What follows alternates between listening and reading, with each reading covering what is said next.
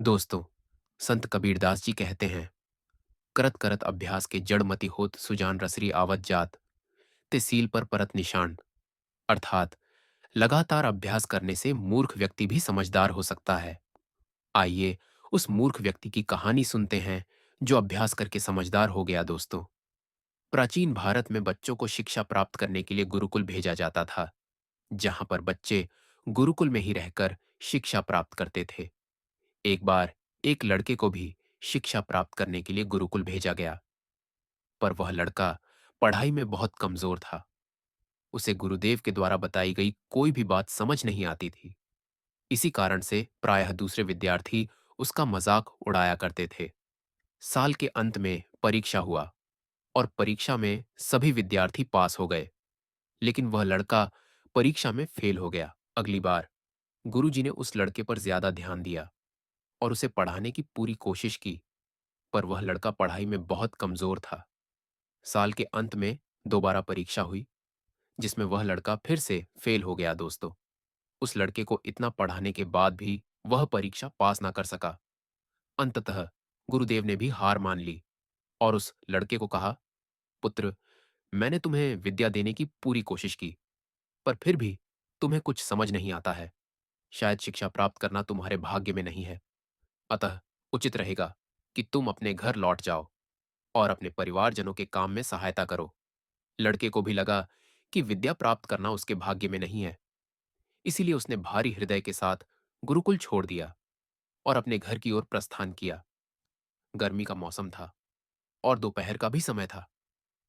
चलते चलते लड़के को प्यास लगी, तभी वह एक गांव से गुजरा। उस गांव में एक कुआं था। उस कुएं से कुछ स्त्रियां पानी निकाल रही थीं। पानी पीने के लिए कुएं के पास गया। कुएं के पास पहुंचने पर उसने देखा कि कुएं के चार दीवारी अर्थात बाउंड्री वॉल पर कांटने जैसे गहरे निशान बने हुए हैं। लड़के के मन में जिज्ञासा हुई और उसने पानी निकालने वाली एक स्त्री से पूछा, सुनिए बहन, आपने इस कठोर पत्थर पर इतना गहरा निशान कैसे बनाया है? स्त्री ने जवाब दिया, नहीं भाई, हमने ये निशान नहीं बनाया है। ये निशान तो पानी निकालते समय रस्सी के निरंतर रगड़ खाने के कारण बन गया है। यह सुनकर लड़के को बड़ा आश्चर्य हुआ और वह सोचने लगा कि रस्सी के रोज लगातार रगड़ खाने से अगर इस कठोर पत्थर पर इतना गहरा निशान बन सकता है, तो मेरे रोज लगातार अभ्यास और कठोर परिश्रम से मेरे इस जड़ बुद्धि में विद्या के निशान क्यों नहीं बन सकते हैं। वह लड़का इस घटना से इतना प्रभावित हुआ कि उसने प्रतिज्ञा किया कि वह हर हाल में विद्या प्राप्त करके ही रहेगा। वह गुरुकुल वापस लौट आया और रोजाना कठोर परिश्रम और अभ्यास करने लगा। गुरुदेव यह देखकर अत्यंत प्रसन्न हुए। आने वाले कुछ वर्षों के बाद यही लड़का आचार्य वृद्धराज के नाम से प्रसिद्ध हुआ, जो संस्कृत व्याकरण के महान विद्वान माने जाते हैं।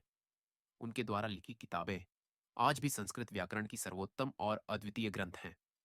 दोस्तों, थॉमस अल्वा एडिशन, जिन्होंने बल्ब का आविष्कार किया था, उन्होंने 100,000 बार असफल होने के बाद भी हार नहीं मानी थी।